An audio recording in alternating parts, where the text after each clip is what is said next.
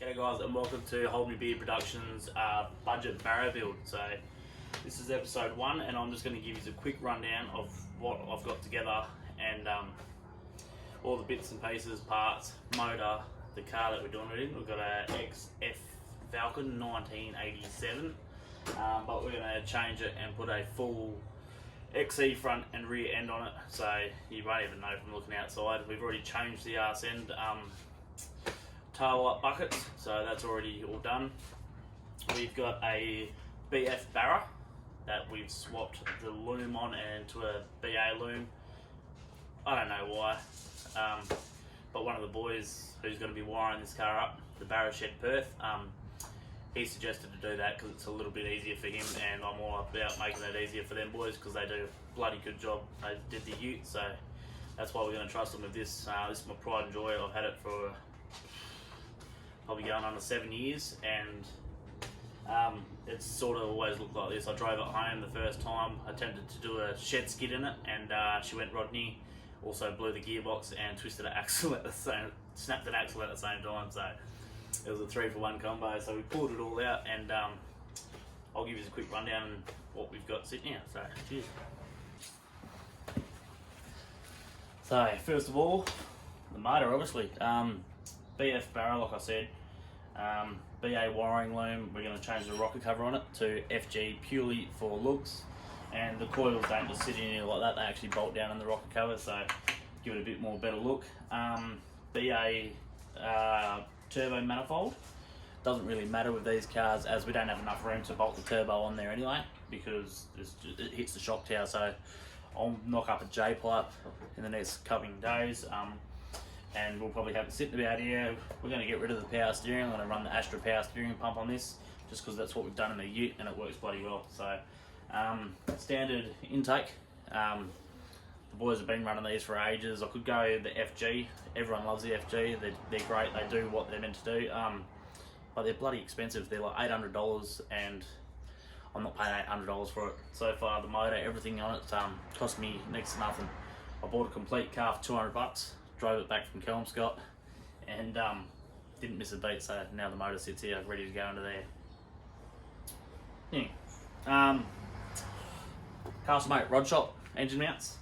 Just got these last couple of days ready to drop it in here, so they're up there on the expensive end, but they're also the cheapest of the lot. Tough mounts are like $400 or $350 I think, and these are $250, so pretty. They both do the same thing.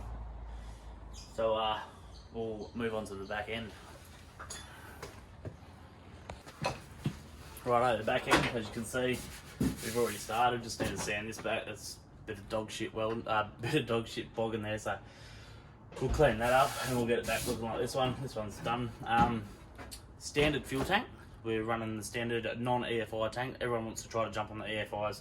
They're hard to find. So I've gone with the standard tank and modified the fuel housing to say. So this is a carby tank. We're going to change that. I've put a standard turbo fuel pump in it, just the stock as a rock, because that's about all we're going to get in there that will fit.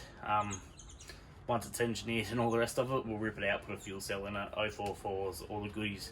The diff, 28 spline out of a EA Series 2, full LSD. Disc rear, not that it matters, these came out with disc rears anyway, so that's all bolted in already. Yeah, standard fuel tank, that's about it in the back end. It's pretty simple.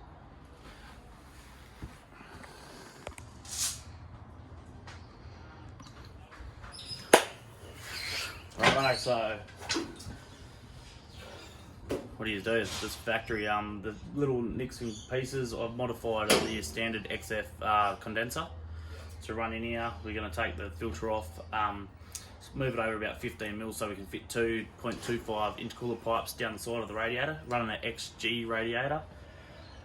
It bolts in like factory, and you can use the standard XG hoses, which is good. You don't have to worry about finding flexi hoses and all the rest of that. So standard top and bottom radiator hose. For the heater, we're running with a the standard VL heater hose. It has the little 90-degree bend on it, which is perfect for coming behind the motor, and the other one will come straight down to the other side, which was about spot on. You pretty much cut it in half and it works perfectly. So that's what we're going to run with that. Standard brake booster, we've just cleaned it up. Everything else is pretty stock as a rock. If you don't want to go with the hot rod engine mounts, you can go with standard XF engine mounts if you drill the hole out and relocate one hole. The only bad thing about that is you won't have the bonnet clearance. You actually got to cut the webbing out of the bottom of the bonnet. But if you're not looking at engineering and you don't really care and you just want to throw a Barra into an XF and go have some fun, I wouldn't buy the engine mounts. I'd just go with the XFs and go out and have a ball. Gearbox running the standard turbo BTR. So 4-speed auto, and we're going to try to make the original shifter work out of the XF. I don't know if it's going to work. I don't know even if it's possible. People have said it, they've done it. People have said they haven't done it. Obviously these came out with 3-speed, they're at 4-speed, and the shifter's going to be missing. You're not going to have enough gears to click it into. So that's a little another little thing that little hurdle that we've got to jump over, but it's all part of the fun.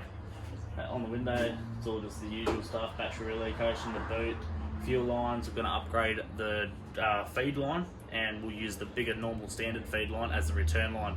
As the return line on these for the carb, you're just way too small, and it'll probably give your tuner an absolute headache when he's trying to tune it. So there's no oil in anything. Aircon lines, we're going to get the boys to knock up some aircon lines, and we'll probably use, or obviously going to use the BA off the condenser, not off the condenser, off the aircon itself, and then we'll use the XF side, and we're just going to match them up and pretty much make our own hoses. So it shouldn't be too hard. If you've got the right tools, it should be pretty easy. What else we got? Gearbox mount, we're just going to knock up one of them ourselves, just from a couple of bits of steel. I've seen how they make them properly, and it doesn't honestly look that bad, so we'll weld one of them up ourselves. It's not really a hell of a lot, man. Intake, we're going to, like I said, we'll make our own intake, we're just going to move it down a little bit lower. So we up out near the radiator sort of section, just so it's going to be easy to bring the intercooler piping through. And later on down the track, once it's licensed, we can upgrade a bit more things, you know, like the 2.25 intercooler piping. Definitely not ideal, but it's going to be able to fit through nicely without cutting anything. And then once we've got it engineered, we'll probably get a 3-inch hole saw out, and we'll smash a couple of big holes in the side of it and run the intercooler piping and all the rest of it. But for now, do all the right ticks and see if we can get this thing licensed. Righto, so that should do us for our first episode. Hope you found it interesting and got a couple of little tips out of it. But probably throw this motor in very shortly, and see you on the next one.